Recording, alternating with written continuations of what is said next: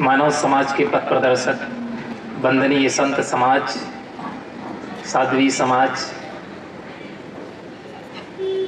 सत्संग प्रेमी सज्जनों और श्रद्धा मूर्ति देवियों, प्यारे बच्चों, आज 2 दिवसीय कबीर सत्संग समारोह का ये अंतिम दिन है और उसका भी अंतिम कार्यक्रम है।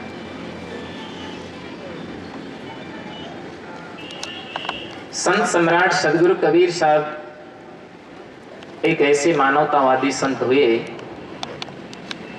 जिन्होंने मानव समाज को एक नई दिशा देने का काम किया है। समाज में फैले हुए अंधविश्वास, भेदभाव और समाज में अत्याचार, दुराचार, दुर्व्यसन से मुक्त करने के लिए उन्होंने अपना संदेश दिया ताकि एक स्वस्थ समाज की संरचना हो सके। क्योंकि मनुष्य एक ऐसा प्राणी है जो अपने जीवन को विकसित कर सकता है, अपने जीवन को अच्छा बना सकता है, अपने जीवन को महान बना सकता है और अपने जीवन को जो है तो एक आदर्श और प्रेरणा का स्रोत भी बना सकता है। जीवन जीने का आदमी का तरीका अच्छा होना चाहिए। अगर तरीका उसके पास में अच्छा नहीं है तो अपने जीवन में वो दुखी रहता है, उदास रहता है, परेशान रहता है, अशांत रहता है और उसके जीवन में जो है कुड़ कुड़ करके जिया करता है। जब जीना है तो जीवन को अच्छे तरीके से जिए। हमारे संत लोग कहते हैं कि तुम मौत को याद रखो, लेकिन मौत का भय अभी से सिर पे मनुष्य को लादने की आवश्यकता नहीं है। पहले से ही क्यों डर रहे हो, क्यों भयभीत हो रहे हो? जितने दिन जीना है उतने दिन तो आप खुशियों से जी लें, उतने दिन तो आप प्रसन्न रह करके जी लें, उतने दिन तो आनंद के साथ कमा लें, आनंद के साथ खा लें और आनंद के साथ दूसरों को भी खिला दें। अगर आप अपने दिल में पहले से भय व्याप्त कर लोगे तो आप समझेंगे कि हमारी मौत आ रही है, आ रही है, आ रही है। कबीर साहब तो मौत से भी नहीं घबराते थे। लोग कहते थे महाराज जब आपकी मौत नजदीक आ गई, कबीर साहब ने कहा जय मरने से जग डरे और मेरे मन आनंद, और कब मरी हो कब पाए हो पूर्ण परमानंद। देखो कितना जीवन उनका निर्भय था। और निर्भय वही व्यक्ति रह सकता है कि जिसका मन ठीक है, जिसकी वाणी ठीक है और जिसका कर्म ठीक है और जिसको अपने सत्य का ज्ञान हो गया, वो व्यक्ति कभी भयभीत नहीं रह सकता है, वो हमेशा निर्भय रहेगा। संत 2 दिन से लगातार कह रहे हैं अपने मन को ठीक करो, मन को ठीक करो, मन को ठीक करो। मन को ठीक क्या करना है? मन में जो खुराफातें आती है, मन में कोई विषमताएं पैदा होती है, मन में कहीं चंचलता आती है, मन में कोई जो तो वृत्ति जो तो भटक जाती है, उसी को आप ज्ञान में अटका दीजिए, बस आपका मन ठीक हो जाएगा। आप उसको गुरु के श्री चरणों में लगा दीजिए, बस आपका मन जो है तो बिल्कुल शांत हो जाएगा। उसी के लिए लोग ध्यान करते हैं, उसी के लिए लोग योग करते हैं, उसी के लिए लोग जप करते हैं, उसी के लिए पूजा और पाठ करते हैं, उसी के लिए तप और साधना की जाती है। क्यों की जाती है? कि हमारा मन अटक जाए, मन एकाग्र हो जाए। और मन तभी एकाग्र हो पाता है जब आप निरंतर अभ्यास करेंगे तो आपका मन ठीक हो जाएगा। और जिसने अपने मन को ठीक कर लिया है वास्तविक में वही सच्चा मनुष्य है। और जिसने जो मन को ठीक नहीं कर पाया है तो फिर वो जो है तो मनुष्य नहीं है, उसका जीवन ही खराब हो जाता है। उसी को दानव कहा है। क्योंकि 3 क्वालिटी के लोग होते हैं, मैं आपको प्राइवेट बता देता हूं। एक होता है इंसान, दूसरा होता है शैतान और तीसरा होता है भगवान। इंसान वह है जो बांट करके खाता है, शैतान वह है जो लूट करके खाता है और भगवान वह है जो अपना भी दूसरों को खिला देता है। अगर हम इंसान, सबसे पहली बात है कि हम भगवान बने न बने कोई बात नहीं है, लेकिन आप इंसान जरूर बन जाइए। आप स्वयं भी खाइए और दूसरों को भी अच्छा खिलाइए। कबीर साहब ने कितना प्यारा सूत्र दिया है कि खाए पकाए लुटाए ले।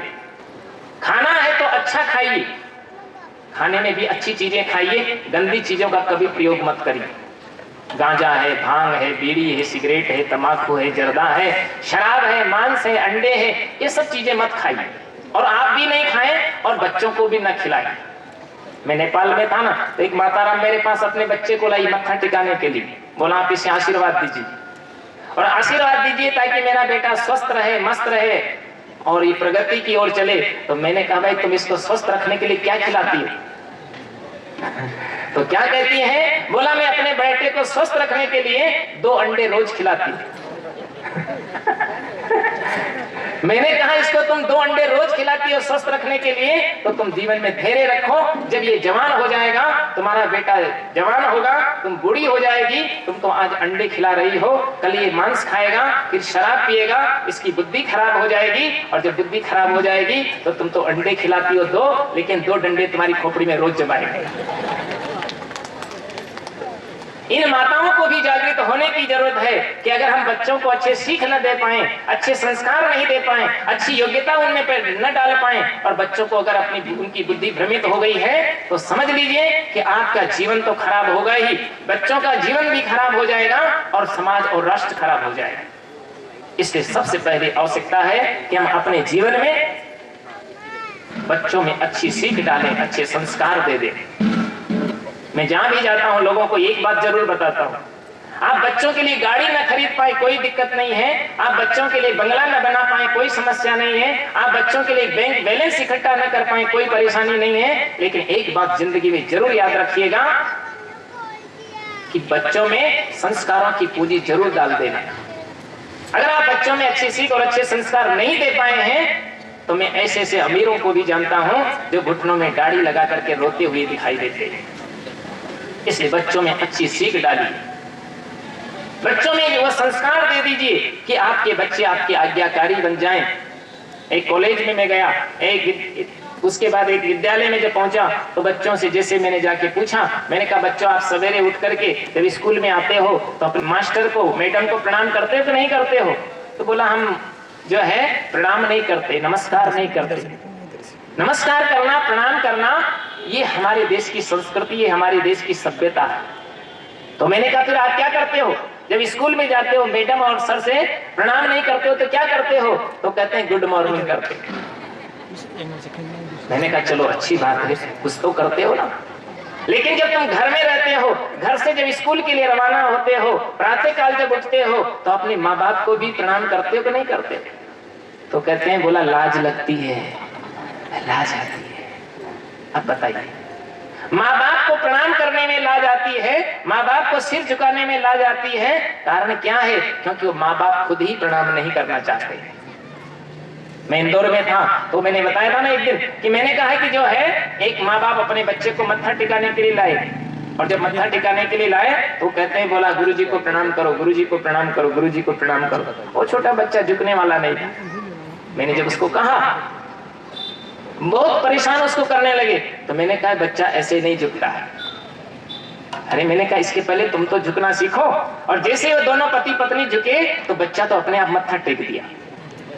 बताइए, इसका मतलब यह है कि पहले हम स्वयं झुकना सीखें, पहले हम स्वयं संस्कारवान बन जाएं, हम जो है तो बुद्धिमान बन जाएं, हम चरित्रवान बन जाएं, हमारा कर्म, हमारा मन, हमारी वाणी पवित्र हो कर लें, उसके बाद बच्चे तो आप अपने आप ठीक हो जाएंगे। बच्चों को भटकाने का काम मत करिए। दूसरी बात एक और याद रखिए कि बच्चों को डरपोक भी मत बनाइए, निर्भय बनाइए। हम उस देश के नागरिक हैं जहां के बच्चे शेरों की संतान से खेला करते थे। जब बच्चा रोता था तो मां कह दिया करती थी कि जाओ उसके मुख में कितने दांत है, रोने की आवश्यकता नहीं। बच्चा उसका कान पकड़ता था शेर का और जाकर के कान पकड़ करके मुख में अंगुली डाल करके उसके दांत गिना करता था। और आज हम ऐसे कछुआ छाप बच्चे पैदा करने लग गए हैं कि जो एक चूहा से घबराता है कि बिल्ली से घबराता है। हम भारत खेलते शेरों की संतान से, और कोई देश नहीं दुनिया में बढ़कर हिंदुस्तान से। इसलिए हमें याद रखना चाहिए हम तो उस देश के नागरिक हैं जहां पर जो है भारत का मतलब ही क्या होता है। भाग कहते हैं प्रकाश को और रथ कहते हैं लीन को। प्रकाश कहिए ज्ञान, ज्ञान में लीन रहना हर भारतवासी का परम कर्तव्य होता है। और कबीर साहब यही कहते हैं कि जब तक ज्ञान का सूर्य उदय नहीं होता है तब तक तुम्हारे न जन्म से छुट्टी पाओगे और न मृत्यु से छुट्टी पाओगे, और जन्मते और मरते तुम्हारी जिंदगी खत्म हो जाएगी, समाप्त हो जाएगी। इसलिए हमें अपनी जिंदगी में ये बात याद रखनी होगी कि हम अपने बच्चों को भी डरपोक न बनाएं। मैं लोगों को बार बार कहता रहता हूँ, एक माता अपने बच्चे को मेरे पास मत्था टिकाने लाई, उसके दाढ़ी में काला, गाल में काला, हाथ में काला, जिधर देखो उधर काला काला। तो मैंने कहा भाई जो है इसकी आंख ये काला क्यों लगा रखा है? तो कहती बोला गुरुजी से नजर नहीं लगती। मैंने कहा जिसका बच्चा स्वस्थ है, मस्त है, मोटा ताजा है, साफ सुथरा है, उसको तो नजर नहीं खाती है, और तुम्हारे बच्चे के नाक मुंह से पंडाला बह रहा है, इसको नजर खा जाए। अरे बच्चों को साफ सुथरे रखिए, बच्चों को स्वस्थ और मस्त रखिए। बच्चे जो है तो, और बच्चों को अच्छी चीज भी खिलाइए, खिलाने में भी कंजूसी मत करिए। बच्चों को खिलाते तो कुछ नहीं है, और कहते हैं हमारा बच्चा जो है तो अच्छा नंबरों से ठीक से जो है तो नंबर नहीं लाता, पास नहीं हो पा रहा। उसको अच्छी चीज दीजिए, अच्छी चीज खिलाइए, अच्छी चीज पिलाइए, और आप भी अच्छी खाइए।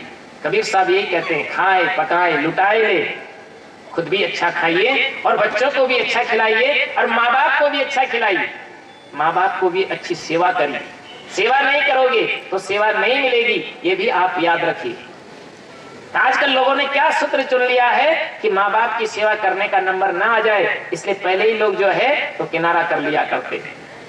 और लोगों ने बहुत प्यारा सूत्र चुन लिया है कि हम दो, हमारे दो, और माँ बाप को वृद्धाश्रम में दो। लेकिन जब तुम्हारे भी बच्चे होंगे और उनके भी जब तुम शादी कर दोगे, उनके भी जब घर में बहू आ जाएगी, तो फिर वो भी यही दोहराएंगे कि हम दो, हमारे दो, और माँ बाप को वृद्धाश्रम में दो, तो उनका भी नंबर आएगा। इसलिए ऐसा नहीं कीजिए, आप बच्चों को अच्छी सीख दीजिए, पिता के प्रति उसका शिष्टता हो, माता के प्रति उसमें शिष्ट भाव हो, उनके आज्ञाओं का पालन करे, गुरुजनों का आदर करे, और सदाचार की सीख जो हमें संत प्रदान करते हैं उनके प्रति सम्मान का, पूज्यता का भाव उनके दिलों में पैदा होना चाहिए। इसलिए जिंदगी को ऐसा बनाना है। इसलिए कहा जाता है, संत लोग कहते रहते हैं कि वह चाल चल कि उम्र खुशी से कटे तेरी, और वह काम कर कि याद सब तुझे किया करे। आदमी की चाल बढ़िया होनी चाहिए ताकि आपका हाल भी अच्छा रहेगा, आपका जीवन अच्छा होगा। तो हमें अपने जीवन को अच्छा संवारना है, अपने जीवन को अच्छा सुधारना है, अपने जीवन को संस्कारवान बनाना है। तो माता का जीवन संस्कारवान हो, पिता का जीवन संस्कारवान हो, दादा दादी का जीवन संस्कारवान हो। पहले क्या करते, छोटे छोटे बच्चे होते थे ना, तो दादा दादी को पकड़ा दिया जाता। अभी मैं जो है तो मेरा दौसा जिले में प्रोग्राम था, एक जो है तो 100 वर्ष के व्यक्ति से मेरी मुलाकात हुई। उनके घर वाले कहते हैं, बोला हमारे दादाजी 100 वर्ष के हो गए गुरुदेव। मैंने कहा तो बहुत खुशी की बात है। तो मैंने कहा चलो मैं उनसे मिल लेता हूँ। तो खटिया पे बैठे हुए थे। मैं जब वहां गया तो उनके बेटे थे, उन्होंने कहा कि बोला दादाजी ये गुरुदेव पधारे हैं, गुरुजी आए हैं। तो वो 100 वर्ष के बूढ़े के अंदर इतना पवित्र संस्कार। वो कहते हैं भाया मन खटिया से नीचे उतार दे, बोला मेरे को खटिया से नीचे उतार दे। हमने कहा इनको यहीं बैठे रहने दो, वहीं से प्रणाम कर लो। तो उन्होंने प्रणाम किया। फिर वहीं पास में जो है तो ये इतनी लंबी टोटी वाला एक हुक्का रखा हुआ था। मैंने कहा भाई ये क्या क्या चीज है? बोला ये हुक्का है, तंबाकू उधर पीने का बड़ा प्रचलन है, तो तंबाकू पीते होंगे। तो मैंने कहा जो है तो क्या ये भी पीते हैं? बोला हाँ ये भी पीते हैं। तो मैंने कहा भाई जो है तो आप हुक्का पीते हो? बोला पीता पीता 100 साल को हो गयो। 100 साल का हो गया। हमने कहा हम तुम्हारे यहाँ आए हैं और तुम्हारे यहाँ भोजन तभी करेंगे कि जब तुम ये हुक्का का हमको दे दोगे, आज से तंबाकू बंद कर दोगे। वो बड़ा खुश हुआ कि मैं भी यही चाहूँ जो। वो जो है तो प्रणाम किया, बोला आज के बाद मैं हुक्का छूऊंगा नहीं, तंबाकू पीऊंगा नहीं। 100 वर्ष के बूढ़े के अंदर, वृद्ध के अंदर इतनी उमंग है। आज जो है तो एक छोटा सा बच्चा भी इस बात को जानता है। किसी 5 वर्ष के, 6 वर्ष के, 8 वर्ष के बच्चे को बुला के पूछ लीजिए कि भाई तुम जो है तो बीड़ी पीना अच्छी बात है, तो कहेगा बुरी बात है। अगर उससे कहे शराब पीना अच्छी बात है तो कहेगा बुरी बात है। अगर उससे कहेंगे कि तंबाकू खाना अच्छी बात है, गुटखा खाना अच्छी बात है, तो वो भी कहेगा कि बुरी बात है। तो आप समझ लीजिए तो 5 वर्ष का, 7 वर्ष का छोकरा तो समझ गया, लेकिन 60 वर्ष के डोकरे नहीं समझ पाए। तो जिंदगी को बदलना पड़ेगा। और जिंदगी तभी बदल पाओगे जब अपने जीवन में सच्चा संकल्प रखोगे। संकल्प शक्ति जब आपकी मजबूत हो जाएगी बंधुओं, तो आपका दिशा और दशा दोनों बदल जाएगी। आज आदमी दुकान बदलता है, आदमी मकान बदलता है, आदमी गाड़ी बदलता है, आदमी कपड़े बदलता है, अपने आदमी जो चाहे देश प्रदेश बदल देता है, लेकिन फिर भी जहां जाता है वहां उसके आंखों में आंसू पाए जाते हैं, बड़ा दुखी और उदास दिखाई देता है। कारण क्या है? क्योंकि वो अपनी आदतों को नहीं बदल पाता, अपने स्वभाव को नहीं बदल पाता। इसलिए हमें जरूरत है अपने स्वभाव को बदलने की और वास्तविकता को हमें पहचानने की आवश्यकता है। अगर हम अपनी वास्तविकता को नहीं पहचान पाए हैं तो जिंदगी आपकी खराब हो जाएगी। इसलिए कबीर साहब कहते हैं, तुम स्वावलंबी बनो, तुम जो है पवित्र कर्म करो और दूसरे के भरोसे कभी मत बैठो कि हमारा कोई कुछ कर देगा, कुछ कर देगा, कुछ कर देगा। कोई कुछ नहीं करने वाला है। आप जैसा करते हैं वैसा ही तो प्रतिफल मिल जाता है।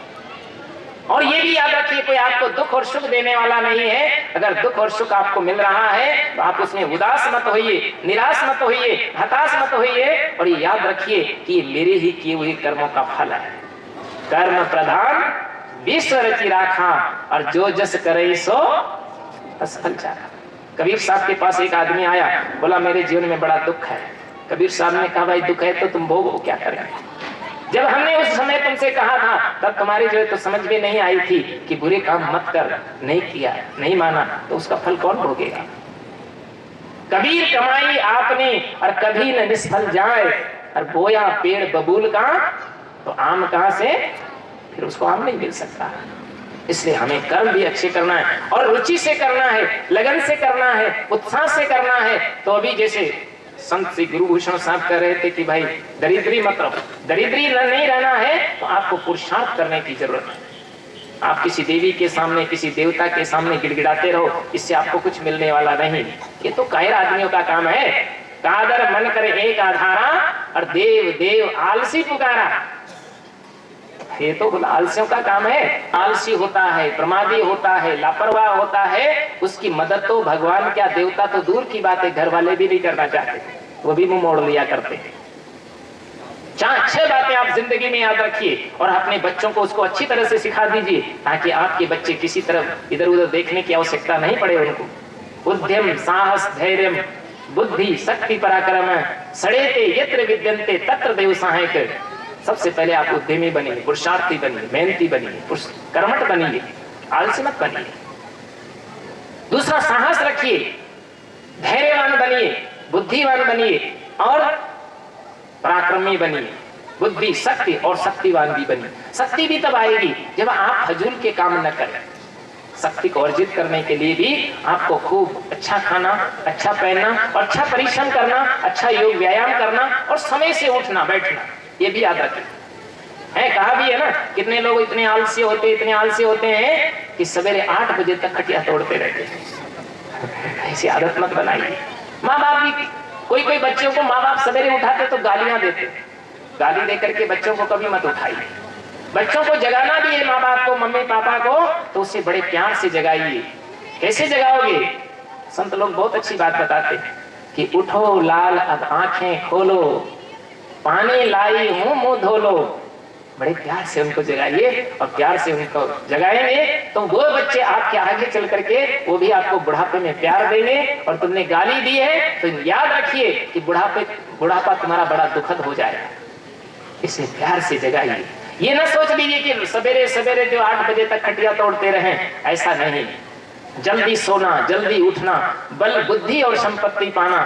जल्दी उठना चाहिए। जल्दी का मतलब क्या होता है भाई? 4 बजे नहीं तो 5 बजे तो आप बिस्तर छोड़ दीजिए, आंखें खोल लीजिए। और जल्दी सोने का मतलब भी ये नहीं समझना कि सूर्य डूबे और आप बिस्तर में चले जाओ। अरे 9 बजे नहीं तो 10 बजे सो जाइए और सवेरे 4 बजे नहीं तो 5 बजे जग जाइए। अगर किसी के बच्चे लेट उठते हैं तो माँ को और उसके पिता को सावधानी दिलाना चाहिए और वे भी प्यार से दिलाना कि बच्चे जग जाओ, तो उससे बल बढ़ेगा, बुद्धि बढ़ेगी, क्योंकि वो पुरुषार्थी होगा, परिश्रम करेगा, योग्य होगा। तो बल बुद्धि और जो है और उसके जीवन में संपत्तिवान भी बन जाएगा, धनवान भी बनेगा और दरिद्री नहीं रहेगा। इसलिए हमें पुरुषार्थ करने की भी आवश्यकता है। हम सबको ये बात ध्यान रखनी है कि हम अपने बच्चों को ऐसा अच्छा बनाएंगे, अपने बच्चों को होनहार बनाएंगे, अपने बच्चों को उन्नति की शिखर पर ले चलेंगे। उनके लिए जो है 6 बातें जरूर रटा देना, उनको सिखा देना। पहला उद्यम, पुरुषार्थी बनना, उद्यम सांस, दूसरा सांस रखना, अधीर न बनाओ उसको, कायर न बनाओ, धैर्यवान बनाना, उद्यम सांस धैर्य बुद्धि, और बुद्धि भी उसकी परिष्कृत होनी चाहिए। बुद्धि तो है लेकिन परिष्कृत बुद्धि नहीं होने का दुष्परिणाम ये होता है कि बच्चा अपनी बुद्धि को गलत दिशा में लगाता है। आजकल ये मोबाइल चले ना तो कितने जो है तो लोग उसी में लगे रहते। बहुत से साधुओं को भी देखा दिन भर उसी को टुम टुम टुम टुम करते रहते। अरे इसमें साधुओं को भी सावधान रहने की जरूरत, इससे बुद्धि खराब हो जाएगी, क्योंकि उसमें अच्छी बातें कम होती है और जरूरत के लिए होता है मोबाइल है। तो इस मोबाइल से भी अपना मोह हटा करके रखना है और आगे बढ़ना है, उसके लिए अपनी तरक्की करने की जरूरत है। तो बुद्धि, शक्ति, पराक्रम, शक्तिवान बनना, पराक्रमी बनना, ये 6 बातें जिसके पास आ जाती है तो शास्त्रकार कहता है कि उसे देवता उसकी रक्षा करने के लिए, उसकी मदद करने के लिए स्वयं आगे आते हैं। उसको उसके सामने जाके गिड़गिड़ाने की जरूरत नहीं पड़ती। इसलिए कबीर साहब भी कहते, कर भैया बल आपनी, छाड़ बिरानी आस, और जाके आंगन नदियां बहे, सो कस मरे प्यास। जिसके आंगन में नदी बहती हो वो प्यासा रहे, इससे बड़ा दुर्भाग्य क्या हो सकता है। इसलिए सभी को चाहिए अपने आत्मबल को पहचानना है, अपने आत्म ऊर्जा को जागृत करना है, और उसको जागृत करने वाले कोई, जैसे जामवंत जैसे हनुमान को गुरु मिल गए थे, ऐसे कोई सदगुरु से आपकी मुलाकात हो जाए, किसी संत से भेंट हो जाए तो आपको अपना आत्म बल जागृत कर दे। हनुमान चालीसा में यही तो आया ना, आपन तेज समारो आपे, और तीनों लोग कांपते कांपे। अपने तेज को, अपनी शक्ति को, अपने आत्मबल को आप पहचान लीजिए, फिर आपके लिए कोई कार्य कठिन नहीं होता। मनुष्य तो बड़ी ताकत है, वो जिसको भी छू देता है वो महान बना देता है। मनुष्य अगर इंसान लकड़ी को छू दे तो फर्नीचर तैयार कर देता है, लोहे को छू दे तो ट्रेन बनाकर चला देता है, इस्पात को छू दे तो प्लेन बनाकर उड़ा देता है, और एक अनगढ़ पत्थर को छू दे तो हनुमान बना के पूजा देता है, भगवान बना के भी पूजा देता है। और अगर मनुष्य की नीयत खराब हो जाए तो वो बेच करके भी सफा कर जाता है। तो मनुष्य अगर सुधर जाए तो ये देवों का भी महान देव है, और अगर ये बिगड़ गया तो शैतानों का भी महान शैतान है। इसलिए हमें अपने जीवन को अच्छा बनाना है, अपने जीवन को उन्नति की ओर ले चलना है। तो हमारा सबसे पहला दायित्व बनता है कि हम आत्मसम्मान के साथ जिएं, आत्मबल को जागृत करें और आत्मसंतुष्टि अपने आप में रखें और अपने आप में स्थित हो जाएं। बस आपको घर बैठे मोक्ष मिल जाएगा, निर्वाण मिल जाएगा, आपको कहीं जाने की आवश्यकता नहीं है।